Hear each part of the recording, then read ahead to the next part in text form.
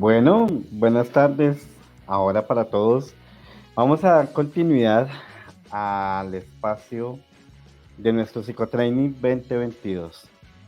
Entonces, el día de hoy, em, nuevamente vamos a tener la grata compañía de Carlos Morelli, la persona que nos va a hablar hoy. Va a estar con la temática de la sexualidad y ciclos vitales,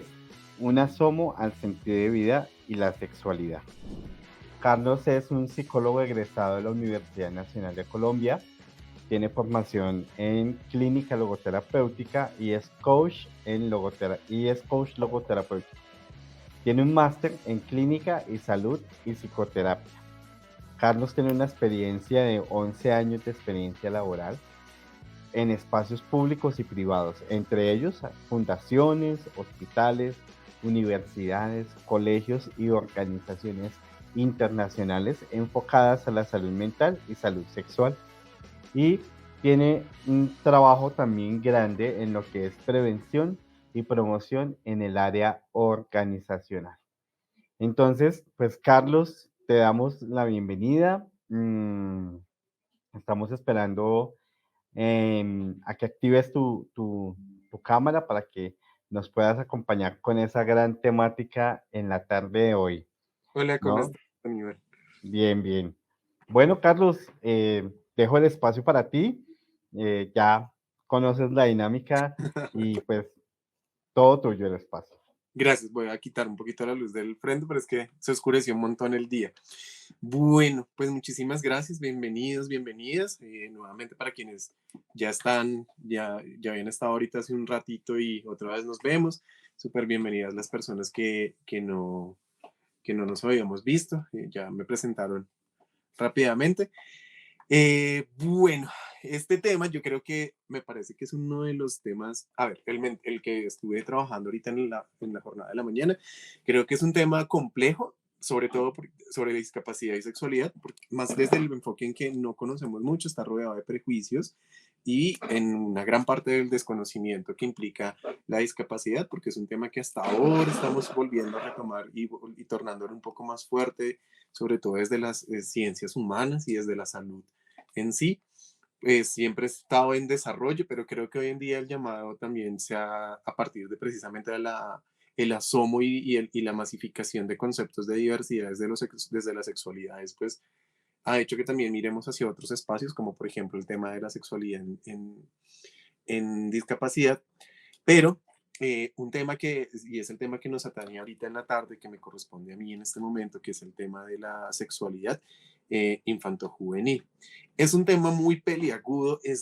tiene tanto de ancho como de fondo como de profundo, porque precisamente como un buen aspecto de la sexualidad,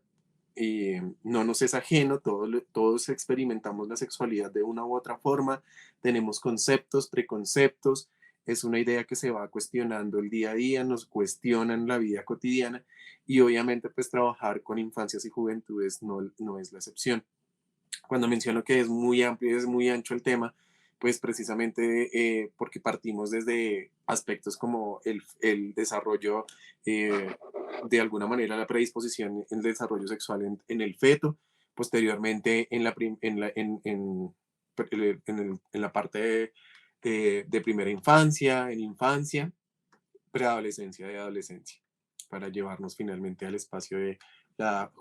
los jóvenes, adultos mayores, y como lo mencionaba hace un rato y nuevamente lo repito para quienes ya estaban para los que no, la sexualidad es transversal a todo nuestro eje de vida. Es decir, que está presente en todas las etapas de nuestra vida y obviamente la infancia y la adolescencia no es la excepción. Quiero retomar esta pregunta que voy a retomarla, sobre todo la quiero retomar en los últimos minutos de la presentación, porque creo que es importante y es qué prejuicios y qué conceptos tenemos sobre la sexualidad en los niños niños, niñas y adolescentes, NNA. Porque hay un montón de cosas y todas ellas también muy permeabilizadas en esta contemporaneidad, en este postmodernismo, que muchos se arriesgan a decir que ya estamos en él, Algo otros dicen que esto empieza a inicios de este siglo, ya llevamos 2 décadas del siglo XXI, pero que hasta ahora estamos empezando a hablar sobre otros matices de la sexualidad y obviamente espacios tan importantes y no menos lejanos como la sexualidad de niños y niñas y adolescentes, bien sea porque estamos abordándolo desde la parte profesional, ustedes como psicólogos y psicólogas, o bien sea porque somos entes que experimentan el ser padres, ser madres o ser tíos, ser hermanos, ser primos, mm, y vemos de cerca que los niños y las niñas están en un contexto familiar, sí o sí, y que precisamente pues tenemos que enfrentarnos al día a día. Entonces, ahí para que lo piensen, que es ese tema que les parece como muy complejo o no les parece tan fácil de abordar, también de pronto qué prejuicios tenemos y cuáles son los temas más complicados de afrontar con una niña o con un niño o con un adolescente en el momento de hablar con ellos sobre la sexualidad, el sexo y el romanticismo y las relaciones afectivas. Yo creo que aquí tenemos que comenzar a partirnos por el hecho de que el concepto de infancia, como muchos lo sabrán y si no, pues también creo que vale la pena recordarlo, es muy, muy nuevo. Realmente el concepto de ser niño es un concepto que nace a finales del siglo XIX, se solidifica a inicios del XX y pues ya en este siglo XXI pues tenemos toda una estructura y unos conceptos mucho más amplios sobre qué es la infancia, la adolescencia, por qué es importante en los procesos, qué impacto tiene a la hora de la experiencia del niño con su posterior madurez en la adultez y cómo afecta muchas de las exposiciones y las situaciones de vida de un menor de edad a su vida adulta, tanto a un nivel de salud física como mental. Algo que nos hemos dado cuenta posterior a pandemia. Algunos consideran que aún estamos en pandemia, otros dicen que ya salimos de ella y pues otros negacionistas que mencionan que nunca estuvimos en ella, pero lo que sí pudimos observar es que efectivamente la adolescencia y la infancia que vivieron ese año largo, casi 2 años, pues tuvo unos impactos emocionales que hasta ahora estamos empezando a ver y que seguramente será el foco de desarrollo de muchas investigaciones a mediano y largo plazo y algunos cortos en investigación en temas de salud mental y emocional. Hago la diferenciación entre salud mental y emocional porque ya algunas líneas de psicología precisamente nos están hablando que la salud emocional eh, es, acobija mucho mejor el concepto de salud mental, más sin embargo, algunos defensores y detractores mencionan que la salud mental sigue siendo el objetivo y que creo que se engloban varias temáticas alrededor de ella, pero sí considero que sea el enfoque que quieran tomar o desde el punto de vista que ustedes quieran verle, la salud mental y la salud emocional, pues sí o sí es algo que es el gran cuestionamiento de esta década de los 20 y que efectivamente esto también permeabilizó a todos y inevitablemente tocó a las infancias y a las adolescencias. Y lo hablo en plural porque nuevamente, al igual que la sexualidad y las diversidades, las infancias son múltiples y las adolescencias son múltiples. Enfocándolo también en un contexto muy integral, me gusta ver como las situaciones, la salud mental no solamente como un efecto meramente cognitivo y comportamental, sino también sociocultural, porque finalmente pues no es lo mismo que estamos hablando de un niño que vive en la localidad de Usaquén, en un estrato 5, a un niño que vive en la localidad, en la zona rural de Bosa o en la zona rural de Usme, o un niño que vive en el Putumayo en una zona rural. Son infancias diferentes, se experimentan diferentes y las exposiciones socioculturales son también muy diferentes. Seguramente el primero, el Usaquén, tendrá una visión un poco más globalista de muchos aspectos. El niño rural de Bogotá tendrá también una visión más híbrida entre lo local y lo global. Y un niño de una zona rural tendrá conocimiento sobre lo global, pero su experiencia constante será el contexto local que es el que va a estar constantemente marcado en su experiencia de vida. Hay algo que también me parece muy interesante con esto de tema de las infancias y las adolescencias, es que vienen en un sube y baja de apreciaciones por parte de nosotros los adultos y creemos que esta sensación sobre lo que es correcto e incorrecto, pues también está muy mojado como de la idea de lo que representa la moral y la ética desde las experiencias de los adultos y esta desconexión constante de la sensación de cambio que experimentamos los humanos a medida que vamos creciendo. Y hago esta referencia porque siempre como adultos estamos mirando hacia atrás y considerando que todo tiempo pasado fue mejor. Aquí suelo ganarme varias objeciones al respecto, pero claro, todo tiempo pasado fue mejor porque fue el tiempo pasado que experimentamos y que eso nos permitió entender y ajustarnos a nuestros contextos que tenemos hoy en día. Ahí retomo un poco el concepto de lo que hablábamos de las experiencias en la infancia y en la adolescencia son vitales en la adultez, pero eso no quiere decir que no podamos mirar con buenos ojos los contextos contemporáneos y mucho menos negar también los riesgos que hay dentro de estos espacios y que cada temporalidad trae un riesgo y trae un beneficio. Y eso es una invitación que hago de entrada y es revisemos que nuestro contexto de adultos no es el mismo contexto de un niño, una niña y un adolescente hoy en día, porque lo vivimos diferente. La experiencia vital es muy diferente a aquellos que tenemos 30 o que tenemos 40 o que tenemos 50, dado que los tiempos son diferentes, las comunicaciones son diferentes, lo evidenciamos eh, y evidenciamos que hay formas de experimentar la vida desde otros ángulos. Mi llamado en este caso es también a que revisemos dentro de nuestros saberes qué tanto tenemos de trabajo con las infancias y las adolescencias. Sería muy chévere que de pronto dentro del chat lo mencionaran, que nos contaran a qué áreas se dedican, porque creo que eso nos pone también en un contexto, si estamos dedicados a la clínica, si estamos dedicados a la prevención, a los espacios académicos, a los espacios educativos o organizacionales o sociales. Igual siempre vamos a tener que tocar estos temas de alguna u otra manera. Algo que me parece muy interesante es que hoy en día estamos presenciando un crecimiento sobre la visibilidad de gráfica o audiovisual de las infancias y las adolescencias. Las redes sociales creo que son los mejores testigos de ello y son unos diarios de navegación bien interesantes. ¿Por qué lo menciono? Porque las redes sociales nos permiten visibilizar lo que está pasando casi que en tiempo real con muchos de nuestras niñas y muchos de nuestros adolescentes y nuestros niños. Y eso nos tiene que hacer cuestionarnos sobre cómo están leyendo ellos el mundo.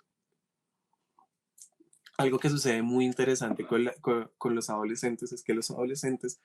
están reafirmando y construyendo mucho de sus identidades como personas, el fortalecimiento y reforzamiento de sus identidades y personalidades a través de lo que están viendo en redes sociales, cruzado obviamente con sus experiencias particulares y personales, la unicidad de la experiencia. Y creo que aquí tenemos que entonces empezar a hablar de cómo la sexualidad es transversal y cómo va a empezar a afectar. Las personas, y los niños en este caso, son personas que, aunque este concepto no gusta mucho porque dicen que son personas ya hechas y derechas, pues están en un proceso de desarrollo y que aunque tienen una experiencia de vida completa, pues están precisamente a punta de experiencia y experimentación, eh, construyendo todo su mundo y construyendo ideal. Y por ejemplo, hay una compañera que menciona que está en clínica, muy bien, pues chévere saber que hay más colegas por acá en clínica. Eh, Gracias, Raquel. Y esto me parece muy importante porque la gente al hablar de niños y de sexualidad, pues dadas las condiciones y las experiencias que hemos visto a través de las noticias, de los casos jurídicos, lo vimos esta mañana con la profesional que muy amablemente nos compartió su experiencia y su visión sobre el abuso infantil, creo que es lo más notorio y lo más evidente dentro de esta más media, y es pues el abuso y la exposición al abuso y la violencia sexual hacia niños, niñas y adolescentes. Pero creo que aunque es importante y ya ustedes lo tuvieron la oportunidad de estar en ese espacio, hoy quiero enfocarme un poquito más hacia la experiencia vital de la sexualidad. Recordemos de que la experiencia vital de la sexualidad tiene una construcción múltiple. Primero, me gusta empezar por lo biológico, entonces desde lo biológico todos tenemos un desarrollo desde el útero. En el modo fetal, pues ya tenemos reacciones neuroquímicas ante ciertos estímulos. Vamos construyendo una sensibilidad en la piel, en la percepción de lo que nos rodea, de lo que nos gusta, lo que nos resulta placentero. De pronto vamos aprendiendo que el frío y el calor son riesgosos o son agradables, y a partir de eso, posteriormente con el nacimiento, pues vamos comenzando a experimentar em, el cuidado, el contacto. Y ustedes saben que un bebé que tiene restricciones del orden afectivo y físicas, pues tienen unos problemas de desarrollo mucho más complejos a largo plazo. Y ese abrazo y ese acompañamiento y ese toque de la piel, pues es parte de la construcción de nuestra sexualidad. Así que a largo plazo podemos ver afectados niños que el acercarse a otras personas puede resultar más complicado, o que están en constante búsqueda del roce, de ser abrazados, y esto dentro de un contexto familiar, pero también proyectándolos a posibles peligros de ser abusados dentro de los espacios también familiares o fuera de ellos. La sexualidad se va construyendo precisamente también desde las expectativas que vamos construyendo, desde lo que consideramos que son los géneros y la expresión de los géneros. Y pues también esto implica, por ejemplo, las fantasías que van construyendo las niñas y los niños de un matrimonio, de los bebés, del cuidar. Por eso estamos hablando que es muy importante que más allá de la identidad de género empecemos a construir idea de cuidar, de enseñar a cuidar a otros, a los niños y a las niñas, porque dentro del cuidado hay muchísimas posibilidades de desarrollo personal, de una vida emocional mucho más sana, y también de este proceso de individualización que estamos viviendo como sociedad, puesto que las redes y el contexto posmoderno implica y está muy orientado hacia que el individuo como ente único es el que debe responder por sí mismo y nadie más, y que precisamente nos estamos diluyendo estos trabajos de la comunidad y lo comunitario y lo social como experiencia de vida, es decir, vivir en comunidades, trabajar en comunidad, trabajar por orientaciones y logros mucho más claros frente a lo que es la gente. Así que eso hace que eh, haya un llamado también inicial a que los niños y las niñas tengan la posibilidad de trabajar en equipo, de trabajar en grupos, y que haya un reconocimiento de la emoción como fuente vital de ser una persona. Y aquí ya estamos tocando la sexualidad. Eh, Solemos encasillar, sobre todo cuando trabajamos en ámbitos educativos, consideramos que la sexualidad está únicamente direccionada a lo coital, es decir, y a lo genital, o para ir un poco más allá y con todo el tema de la visibilidad LGBTQI+, pues consideramos que solo tiene que ver con las diversidades, pero no. Si nosotros hacemos unos procesos más profundos de cómo identificar la sexualidad en la infancia, pues tiene que ver con la expresión afectiva, tanto que ellos sean capaces de sentirse cómodos de expresar lo afectivo como de recibir lo afectivo, de ver que los adultos que los protegen o los cuidan también son personas que tienen la posibilidad de expresar la emoción, de cómo regulamos las emociones, cómo sentimos, si solo estamos regulando o estamos autorregulando, que dentro de la línea que yo manejo, la regulación es instantánea y tiene que ver más desde lo coercitivo, es decir, yo puedo para calmar mi ansiedad fumarme un cigarrillo, eso es regulación, pero si yo logro autorregularme, pues entiendo que no tengo que fumar más porque hay otras formas de regular, perdón, de manejar mi ansiedad. Son dos espacios diferentes. Y creo que con los niños y las niñas es muy importante empezar a hacer este ejercicio de enseñarlos a autorregular, aunque neurológicamente aún les cueste en su momento de desarrollo, pero creo que empezar a predisponer a que ellos entiendan que hay formas de entender su cuerpo, su cabeza y sus sentimientos va a facilitar que sean adultos mucho más sanos, y pues obviamente que la transición en la adolescencia sea mucho más cómoda para todas las personas, incluyéndolos a ellos mismos, obviamente. Me parece también importantísimo que tengamos en cuenta que la sexualidad dentro de los espacios académicos de los niños, es decir, en los colegios, en los jardines, debe ser también transversal a la educación, porque no es un momento, ¿saben? No es un espacio simplemente para hablar un rato sobre sexualidad, sino que sea parte de los procesos de, de la educación formal que ellos reciben, que sea tan importante como las artes, como la matemática, como las ciencias, como la educación física, que hablemos sobre emocionalidad, regulación, autorregulación, sea la semilla para poder hablar más adelante de una manera más amplia y profunda sobre la sexualidad humana y que eso favorezca a tener en el mismo colegio, si continúan allí o si se mudan a otros espacios, que esos colegios puedan recibir chicos mucho más sanos desde la emocionalidad para poder, sí, posteriormente hablar de aspectos más biológicos, del orden relacional, que ya ahorita lo voy a abordar para lo relacional con la adolescencia. Creo que es importante que la infancia se reconozca que son sujetos de placer. Este tema es muy complejo, es muy delicado lo que yo acabo de decir, porque reconocer que los y las niñas tienen disfrute del cuerpo es algo que cuesta mucho a los adultos. Sobre todo porque esto los pone en un tema muy delicado que tiene que ver con todo el tema de la pedofilia y la pederastia, porque muchos de las personas que han llevado a cabo actos ilícitos de pedofilia y pederastia, pues tienen que ver precisamente con la idea de que los niños buscan ese tipo de contactos con otras personas. Y pues evidentemente ya a través, ya lo vimos más temprano, pero lo vuelvo a mencionar y es, la sexualidad tiene que ser de disfrute conjunto, tiene que ser con una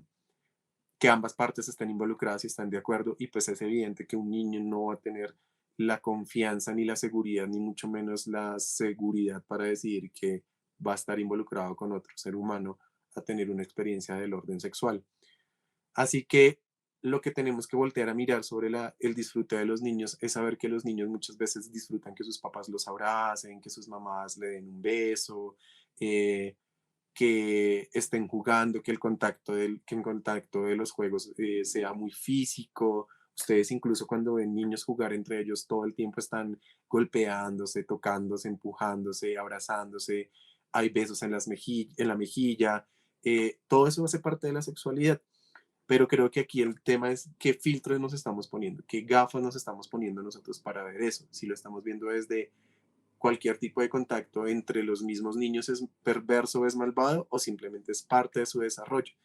Y como cualquier alerta que se pueda suscitar dentro de esos tipos de contactos es si son contactos que hacen sentir incómodo al otro, que de pronto son un poco más de comportamiento adulto, que si de pronto las sensaciones que los niños tienen están llevando por un camino de hacer incómodo al otro.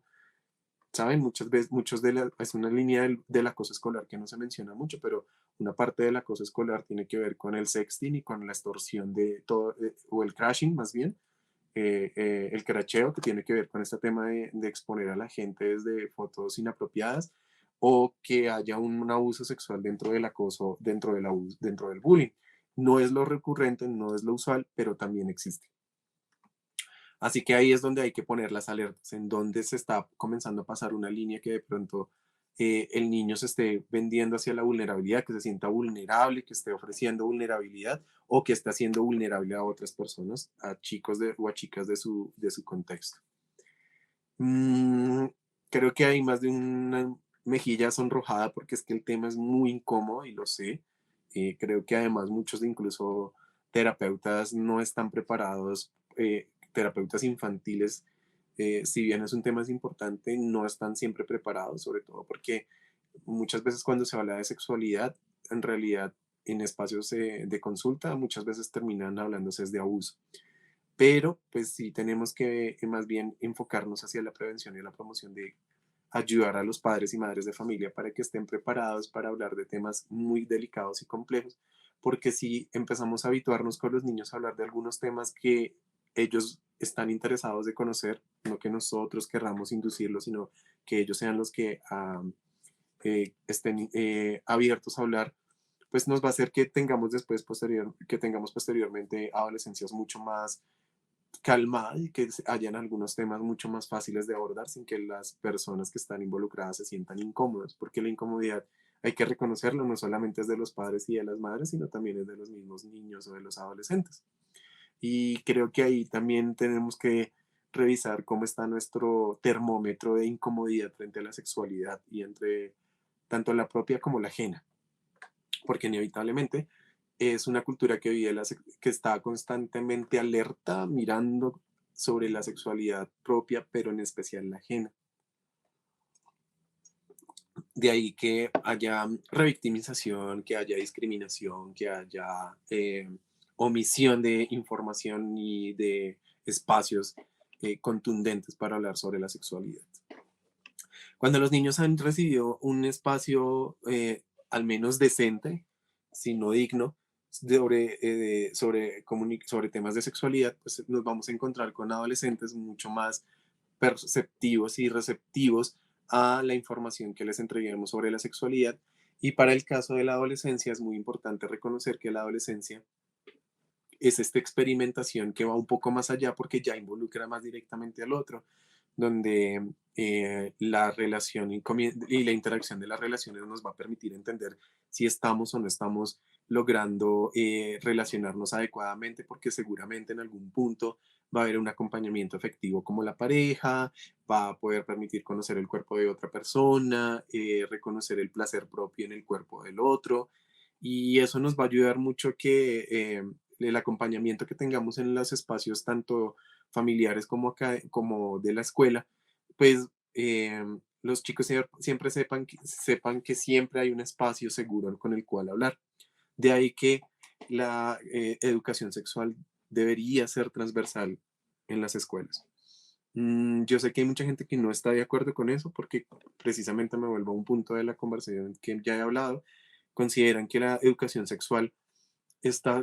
solamente enfocada al tema coital o al tema genital o al tema biológico, que además también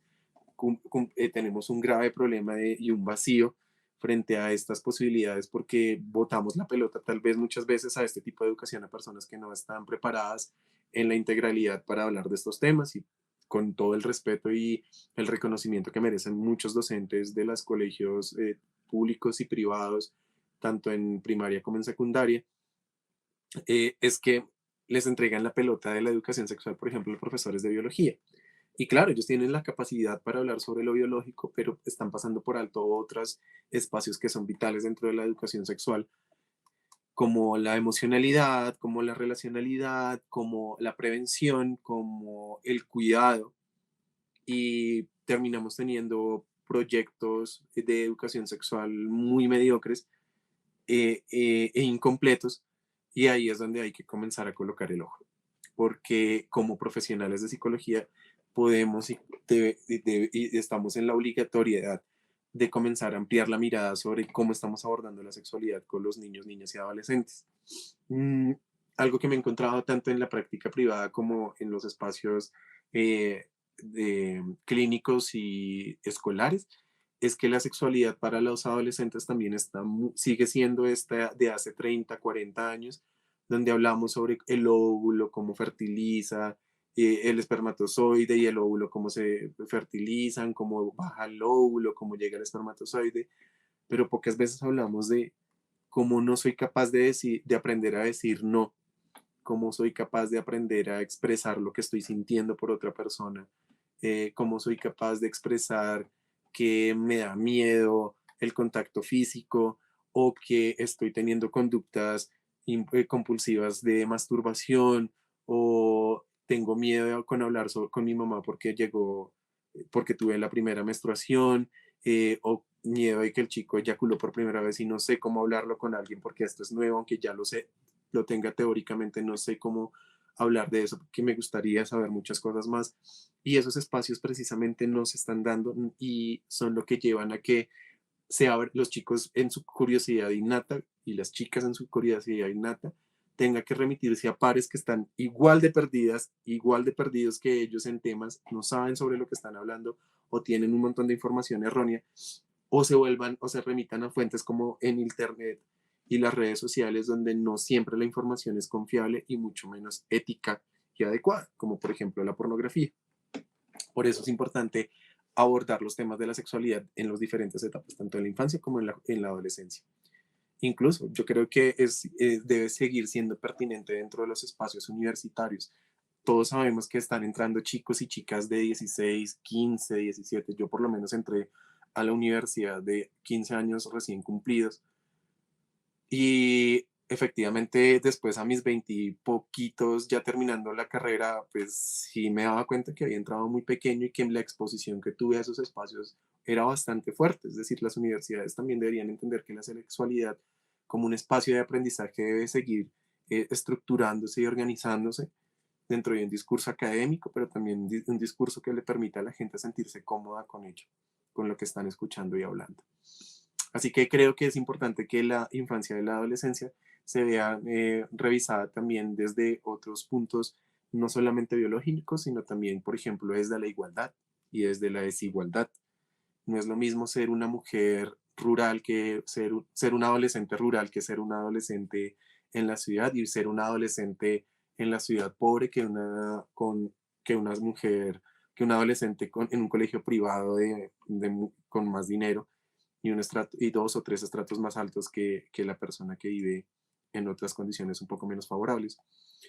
Y es como muchas veces, muchos programas, de hecho, aquí un docente que en este momento olvidé el nombre,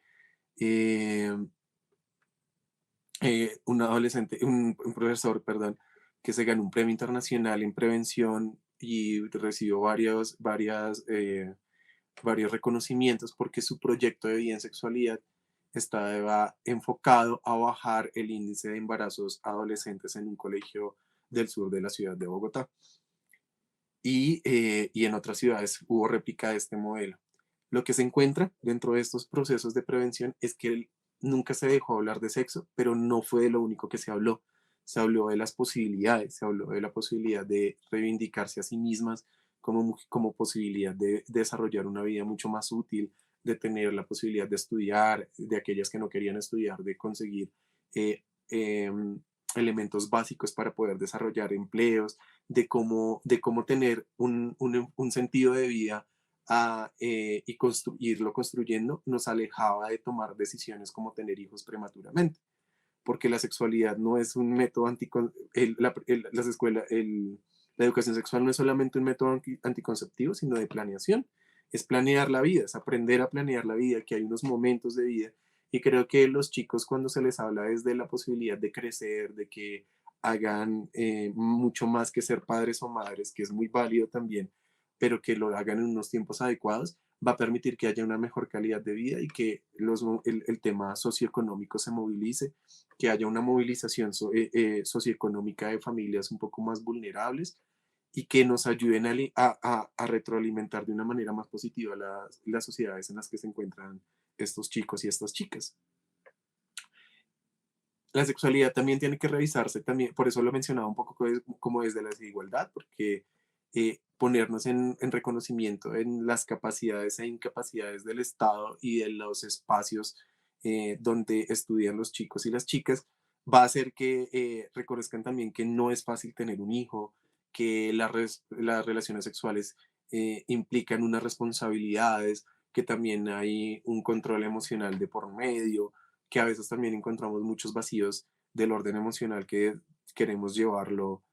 rellenarlo a través de relaciones de pareja y eso además lo vemos posteriormente con los adultos. En las universidades todavía lo ven cuando uno lo ve en las empresas.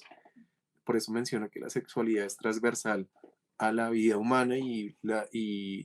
por ello hay que estar muy pendientes de lo que pasa cada día con los chicos y con las chicas. Mm, Creo que también la educación sexual y la sexualidad debe estar muy enfocada hacia la idea de cuidar de sí mismas y de sí mismos, es decir, la construcción de un autocuidado, porque esto también, el autocuidado también es relacional. jala al otro a la relación, al trabajo de la comunidad y termina siendo un proceso mucho más grande que simplemente quedarnos en la idea de poner límites o decir no, o construir ideas de miedo, que esto me parece muy importante. Una buena parte de la sexualidad está construida desde los miedos y no desde las responsabilidades. Y son dos narrativas muy diferentes que tienen impactos mucho más importantes y más satisfactorios a largo plazo para un adulto. Se los pongo así como para que le echen un poquito de cabeza y es, ¿cuántos de ustedes les vendieron la idea del sexo como algo malo o como algo no disfrutable, sino a lo que tenía que tenérsele miedo? O que el otro que nos resulta raro, creemos que debe ser factor de miedo y de terror y tenemos que rechazarlo lo más constante y lo más rápido posible. Y eso hace parte de la sexualidad. O que no podemos enamorarnos de personas con discapacidad, retomando un poco el tema de la mañana, con algún tipo de discapacidad. Entonces, como muchas de las premisas que tenemos como adultos nos las inculcaron desde muy pequeños, desde niños, y nos han quitado pedazos de disfrute de nuestra propia sexualidad. Algo tan sencillo como convivir el baile, porque consideramos que el baile es muy sensual y muy sexual y llama a otras cosas, y somos adultos que no sabemos bailar. Algo pareciera ridículo o irrelevante, pero es algo que pasa constantemente. Adultos que no pueden y no saben disfrutar el baile porque les da pena, pero les da pena o no sienten, o les enseñaron a sentirse cómodos, incómodos con eso, ¿no? Exacto, por aquí Yolima dice, o no con miedo, sino con silencio, se va viendo el tema. Claro, ahora una expresión de miedo puede ser también el silencio, ¿no? Y el silencio,